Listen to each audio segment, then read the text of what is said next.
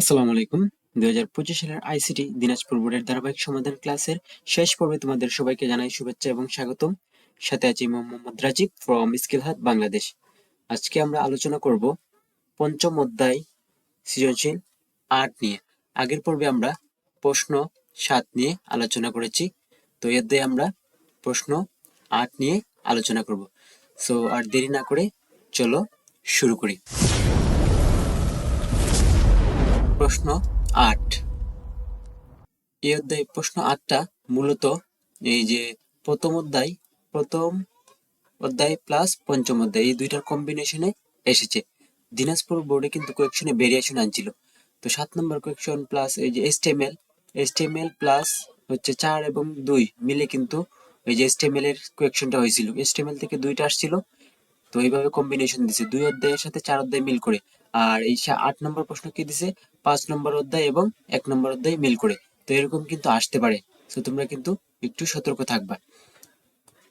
প্রশ্ন 8। আফিয়া ও মেহেক দুই বোন। আফিয়ার ব্যবহৃত মোবাইলে শুধু কথা বলা ও এসএমএস পাঠানো যায়। এই যে মোবাইল দিয়ে কি করা যায়, শুধু কথা বলা এসএমএস পাঠানো যায়। অর্থাৎ মোবাইলের যে বিভিন্ন প্রজন্ম আছে, এটা কোন প্রজন্মের মোবাইল এটা তোমাকে ধরতে হবে। কোন প্রজন্মের মোবাইল দিয়ে শুধু কথা বলা যেত এবং এসএমএস পাঠানো যেত, এটা কিন্তু তোমাকে বুঝতে হবে। কিন্তু মেহেক এর ব্যবহৃত মোবাইলের মাধ্যমে ভিডিও কল এবং ই কমার্সের কাজও করা যায়। এই যে মেহেক যে ফোনটা ব্যবহার করে তা দিয়ে করা যায়, ভিডিও কল করা যায় এবং ই কমার্সের কাজও করা যায়। আফিয়া মেহেককে ছবি আঁকতে বলায় মেহেক নিচের মতো করে কয়েকটি ছবি আঁকলো। এই যে এটা প্রোগ্রামিং এর, আমরা যে সি প্রোগ্রামিং যখন করি, প্রোগ্রামিং না অ্যাকচুয়ালি যখন আমরা ফ্লো চার্ট অঙ্কন করি, তখন কিন্তু এই প্রতীকগুলো আমাদের দরকার হয়। এই প্রতীকগুলো বা চিহ্নগুলো আঁকলো, ছবিগুলো আঁকলো। তারপর প্রথম প্রশ্ন বলছে কি অপারেটর কি। তো অপারেটর এই যে ল্যাঙ্গুয়েজে প্রোগ্রাম উপাদান, ভেরিয়েবল বা ফাংশনগুলো একে অপরের সাথে কিছু সংখ্যক চিহ্নের মাধ্যমে সংযুক্ত হতে পারে, এদেরকে অপারেটর বলে। যেমন এই যে প্লাস অপারেটর, মাইনাস অপারেটর, তারপর হচ্ছে অ্যাস্টেরিক, তারপর হচ্ছে এই যে এটা দ্বারা তো ভাগ বোঝায়, আর এটা দ্বারা রিমাইন্ডার বা হচ্ছে অবশিষ্ট বের করার জন্য এটা ইউজ করি। আর এটা হচ্ছে অ্যান্ড, লজিক্যাল অ্যান্ড, আর এটা হচ্ছে ইকুয়াল অপারেটর বা অ্যাসাইন অপারেটর। প্রোগ্রামের ভাষায় এটাকে আমরা অ্যাসাইন বলি। ওকে, তো এই প্রত্যেকটাই কি একটার সাথে একটা কানেক্টেড, এইটাই কি বলে অপারেটর বলে। তারপর হচ্ছে এই যে এ প্লাস প্লাস এবং প্লাস প্লাস এ, এই যে প্রশ্নটা কিন্তু এইভাবে আসে যে এখন মনে করো এই যে আই প্লাস প্লাস এবং প্লাস প্লাস আই। তো আবার আসতে পারে যে আবার এইভাবে আসে যে এই যে variable plus plus, variable variable plus plus, আর হচ্ছে প্লাস প্লাস ভেরিয়েবল। অর্থাৎ একটা হচ্ছে পূর্বে থাকবে, একটা হচ্ছে পরে থাকবে। অর্থাৎ একটা হচ্ছে পোস্টফিক্স, একটা হচ্ছে প্রিফিক্স, এরকম আর কি বিষয়টা। তো এই দুটার মধ্যে পার্থক্য কি তা বলছে, আমরা পার্থক্যগুলো একটু দেখি। তো এই যে এ প্লাস প্লাস হচ্ছে পোস্টফিক্স ইনক্রিমেন্ট এবং প্লাস প্লাস এ হচ্ছে প্রিফিক্স ইনক্রিমেন্ট। দুটোটাই কিন্তু ইনক্রিমেন্ট, কারণ দুটোটাই কি আছে প্লাস আছে। একটা প্লাস কি পরে আর একটা প্লাস কি আগে, এর আগে। তো এরকম দুইটাই কি ইনক্রিমেন্ট, এই যে দুইটাই কি ইনক্রিমেন্ট, একটা হচ্ছে পোস্ট ইনক্রিমেন্ট আর একটা পোস্ট ফিক্স আর একটা হচ্ছে প্রিফিক্স। তো এ প্লাস প্লাস এর ক্ষেত্রে কম্পাইলার প্রথমে প্রোগ্রামের পুরাতন মান ব্যবহার করে অতঃপর ভেরিয়েবলের মানের সাথে যথাক্রমে এক যোগ করে। সাপোজ মনে করো এই যে এ একটা ভেরিয়েবল, তার মান হচ্ছে 5। তো আমি নিচে কি দিলাম যে 5 প্লাস প্লাস। তো ও কি করবে, প্রথম অবস্থায় পুরাতন মান কত 5, ও কি করবে এইখানে 5 কাউন্ট করবে। এর পরবর্তীতে যখন আবার ঘুরিয়ে ঘুরে ঘুরে আসবে, তখন ও কি করবে এক বৃদ্ধি করবে। ওর সাথে সাথে এক বৃদ্ধি করবে না। 5 প্লাস প্লাস, এই যে 5 প্লাস প্লাস ওর সাথে সাথে এক বৃদ্ধি করবে না। ওকে, পক্ষান্তরে অন্যটা যদি আমরা লক্ষ্য করি যে এই তারপর কোথায় কোথায় কোথায় অতঃপর ভেরিয়েবলের মানের সাথে ক্রমান্বয়ে এক যোগ করে এই নতুন মান পরবর্তী ধাপ থেকে কার্যকর হবে। কিন্তু প্লাস প্লাস এর ক্ষেত্রে কম্পাইলার প্রথমে এর প্রারম্ভিক মানের সাথে যথাক্রমে এক যোগ করে অতঃপর প্রোগ্রামের একই স্টেটমেন্টে এই বর্ধিত মান ব্যবহার করে। এই যে এটা বলছে যে এই যে এখানে মনে করে যে এই যে প্লাস প্লাস 5 লিখলাম, আর এখানে দিলাম যে আমি বি ইকুয়াল টু আমি 5 দিলাম। ও কি করবে এখান থেকে ও কি করবে এক বৃদ্ধি করবে এবং এই যে বি এর মান কত হয়ে যাবে 6 হয়ে যাবে প্রথমবারই। ও কি করবে আগে বৃদ্ধি করবে, তারপর কি করবে, ভ্যালুটা দেখাবে বা শো করবে। আর ও প্রথমে ভ্যালু মেইন ভ্যালু সে শো করবে, তারপর কি করবে, এক বৃদ্ধি করবে। ওকে, এটাই হচ্ছে দুইটার পার্থক্য। তো 3 নম্বর প্রশ্ন কি বলছে, উদ্দীপকের মেহেকের অঙ্কিত চিত্রগুলো তোমার পাঠ্য বইয়ের যে বিষয়টি নির্দেশ করে তা ব্যাখ্যা করে। যে পাঠ্য বই, এটার নাম কি, এটার নাম কি, এটার নাম কি, সবগুলো হচ্ছে আমরা ফ্লোচার্টে ব্যবহার করি। তো এটার ব্যাখ্যাটা একটু আমরা এখন দেখবো। এই যে এখানে আছে, এই যে গ নম্বর, উদ্দীপকে মেহেকের অঙ্কিত চিত্রগুলো পাঠ্য বইয়ের যে বিষয় নির্দেশ করে তা নিম্নরূপ। তো প্রথমটার নাম কি, এই যে টার্মিনাল, প্রথমটার নাম কি, টার্মিনাল সিম্বল। ওকে, এটি একটি ডিম্বক আকৃতির প্রতীক। এটি প্রোগ্রামিং শুরু এবং শেষ নির্দেশ করে থাকে। একটি প্রোগ্রামে একাধিকবার টার্মিনাল ব্যবহৃত হতে পারে। এই যে আমরা প্রথম প্রচার করলে আমরা কি দেই, প্রথমে এই যে স্টার্ট, এভাবে দেই স্টার্ট, তারপর বিভিন্ন ভাবে যাই, তারপর এই যে এটা দেই, তারপর হচ্ছে এই যে এরকম ভাবে আরেকটা দিই, বিভিন্ন ভাবে সিম্বল ব্যবহার করে। তো এটা হচ্ছে একটা স্টার্ট বা ওভাল। তারপর 2 নম্বর হচ্ছে প্রবাহ।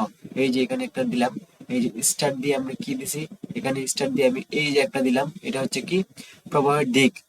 তীর চিহ্ন বিশিষ্ট সরল রেখা প্রবাহ দিক প্রতীক হিসেবে পরিচিত। তীর চিহ্নটি প্রোগ্রামের ব্যবহার পথকে নির্দেশ করে। এটি অপারেশন চালিয়ে যাবার পর পরবর্তীতে কোথায় যেতে হবে তা নির্দেশ করে। ওকে, দিক নির্দেশের জন্য আমরা কি ব্যবহার করি, এই যে 2 নম্বর প্রতীকটা ব্যবহার করি। 3 নম্বর কি বলছে, সংযোগ বা সম্পর্ক প্রতীক। এই যে আমরা কি করি, যখন আমাদের এই যে লুপ বারবার বারবার বারবার যখন কোনো কিছু সংযোগ, এটা কিন্তু একবারে একদম গোল, মানে বৃত্তাকার, একদম বৃত্ত, আর এটা ছিল ওভাল। তো এটা দ্বারা কি করি, এই যে তীর চিহ্ন একটি বৃত্ত বিশিষ্ট সরলরেখা সংযোগ প্রতীক হিসেবে ব্যবহৃত হয়। যখন একটি বড় ফ্লোচার্ট এক পৃষ্ঠায় ধরে না, তখন সংযোগ প্রতীক ব্যবহার করে বাকি অংশ অপর পৃষ্ঠায় আঁকা হয়। একাধিক ফলাফল প্রক্রিয়া সংযোগ করতেও এটি ব্যবহৃত হয়। আমরা এই চিহ্নটা আমরা সবসময় ব্যবহার করি যে এই সিরিজের ক্ষেত্রে, এই যে 1+2+3+4 এগুলার সিরিজের ফলাফল যোগফলের ক্ষেত্রে। আবার আবার স্কোরে এই যে এরকম 2+4+6+8 এই ক্ষেত্রে। ওকে, তারপর 4 নম্বরটা কি বলছে, যে এটা হচ্ছে একটা প্রক্রিয়া প্রতীক বা প্রসেস। এটা কি করে, প্রক্রিয়া বা প্রসেস। তো আয়তকার আকৃতির প্রতীকই প্রক্রিয়াকরণ প্রতীক। প্রক্রিয়াকরণের কাজ কি রকম হবে তা নির্দেশের জন্য এই প্রতীক ব্যবহৃত হয়। তো এখানে যে চিত্রগুলো আছে, সবগুলো চিত্র ব্যাখ্যা বলার কথা এখানে বলা হয়েছে, বা কোনটার কাজ কি তা ব্যাখ্যা করার কথা বলেছে। এতটুকু দিলে আশা করি 3-3 পেয়ে যাবা। তারপর যদি আমরা 4 নম্বর প্রশ্নটা খেয়াল করি, 4 নম্বর প্রশ্ন কি বলছে, যে এই 4 নম্বর প্রশ্ন বলছে, আফিয়া ও মেহেকের ব্যবহৃত মোবাইল ফোনদের প্রজন্ম চিহ্নিত করে কোনটি বেশি সুবিধাজনক তার সপক্ষে তুলনামূলক মতামত। অবশ্যই বেশি সুবিধাজনক হবে যেটা দিয়ে কি করা যায়, ফটো তোলা যায় এবং ভিডিও কলে কথা বলা যায়। এটা ছিল অবশ্যই ছিল মেহেকের মেহেকের কল দিয়ে কি ভিডিও কল এবং ই কমার্সের কাজ করা যায়, এটি হবে।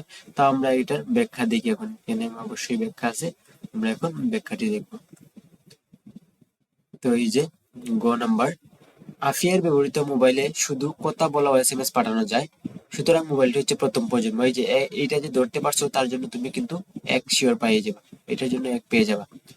অপরদিকে মেহেকের ব্যবহৃত মোবাইলের মাধ্যমে ভিডিও কল এবং ই কমার্সের কাজ করা যায়, সুতরাং উক্ত মোবাইল হলো তৃতীয় প্রজন্মের কম্পিউটার। তো মেহেকেরটা হচ্ছে তৃতীয় প্রজন্ম, এবং আর এই যে আফিয়ার ব্যবহৃত মোবাইল ফোনটি হচ্ছে প্রথম প্রজন্মের। তো এখন কি বলছে, প্রথম প্রজন্ম তৃতীয় প্রজন্মের মোবাইল ফোনের তুলনামূলক বিশ্লেষণ নিচে দেওয়া হলো। যে প্রথম প্রজন্মের মোবাইল ফোনগুলো সেলুলার নেটওয়ার্ক ভিত্তিক ছিল এবং সেগুলো অ্যানালগ সিস্টেমের উপর ভিত্তি করে তৈরি করা হয়েছিল। প্রথম প্রজন্মের মোবাইল ফোনে সেমিকন্ডাক্টর এবং মাইক্রোপ্রসেসর ব্যবহার করে, যা কম ব্যান্ড ফ্রিকোয়েন্সিতে কাজ করে। তাই সেই সময়ে এতে অন্যান্য কোম্পানিগুলো নেটওয়ার্কগুলো ব্যবহার করা যেত না এবং রোমিং ব্যবস্থা ছিল না। এই যে থ্রি জি বা তৃতীয় প্রজন্মের একটা বড় সুবিধা হচ্ছে আমরা রোমিং সুবিধা পাই। ওকে, তো প্রথমত সম্পর্কে যাদের ধারণা নাই, বা এই যে মোবাইল ফোন প্রজন্মের সম্পর্কে যাদের ধারণা নাই, তারা অবশ্যই প্রজন্মটা পড়ে আসবে। আর তোমরা যদি আমার কাছ থেকে ভিডিও আশা করো, তাহলে অবশ্যই কমেন্ট করে জানিও, আমি চেষ্টা করব সবগুলো অধ্যায়ের ভিডিও দেওয়ার জন্য। এই যে প্রথম প্রজন্মের মোবাইল সিস্টেমে নিম্নলিখিত বৈশিষ্ট্য রয়েছে। প্রথম বৈশিষ্ট্য কি, এই প্রজন্মে অ্যানালগ পদ্ধতি রেডিও সিগন্যাল ব্যবহৃত হয়। তারপর 2 নম্বর, সেল সিগন্যাল এনকোডিং পদ্ধতি হলো এফডিএমএ। তারপর 3 নম্বর, কথোপকথন চলা অবস্থায় ব্যবহারকারীর অবস্থানের পরিবর্তন হলে ট্রান্সমিশন বিচ্ছিন্ন হয়। অর্থাৎ কি হবে, সংযোগ বিচ্ছিন্ন হয়ে যাবে। চলাচলের সময় যদি আমরা পরিবর্তন করি, জায়গা পরিবর্তন করি, মনে করো যে আমরা আমি তো যেহেতু সিলেট থাকি, মনে করো আমি জিন্দাবাজার কথা বলা শুরু করছি, তো আমি চলে আসলাম মনে করো আম্বরকাটা, তো দেখা যাইতেছে কি আমার কথার কি নেটওয়ার্কটা কি হচ্ছে যে বিচ্ছিন্ন হয়ে যাচ্ছে, এই কথা বলা হয়েছে। 4 নম্বর, এতে মাইক্রোপ্রসেসর এবং সেমিকন্ডাক্টর প্রযুক্তি ব্যবহৃত হয়, উদাহরণ এএম, পিএস, এনএমটি, টেক্স ইত্যাদি। অপরদিকে তৃতীয় প্রজন্মের মোবাইল ফোনে আগের সার্কিট সুইচিং ডেটা ট্রান্সমিশন সিস্টেমকে নতুন প্যাকেটে সুইচিং ডেটা ট্রান্সমিশন পদ্ধতির সাথে প্রতিস্থাপন করেছে। তৃতীয় প্রজন্মে উচ্চতর ব্যান্ড ফ্রিকোয়েন্সির সংকেত ব্যবহার করা হতো, যেখানে ডেটা স্থানান্তর হার 2 Mbps, এটা একটি কিন্তু পর্যন্ত বৃদ্ধি পেয়েছে। তো এটা কিন্তু একটা সাংকেতিক চিহ্ন, 2 Mbps পর্যন্ত বৃদ্ধি পেয়েছে।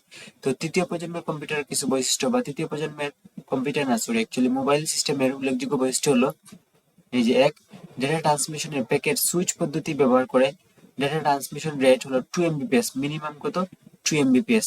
তো এটা কিন্তু এই যে তৃতীয় প্রজন্মের মোবাইল ফোনের একটা বৈশিষ্ট্য।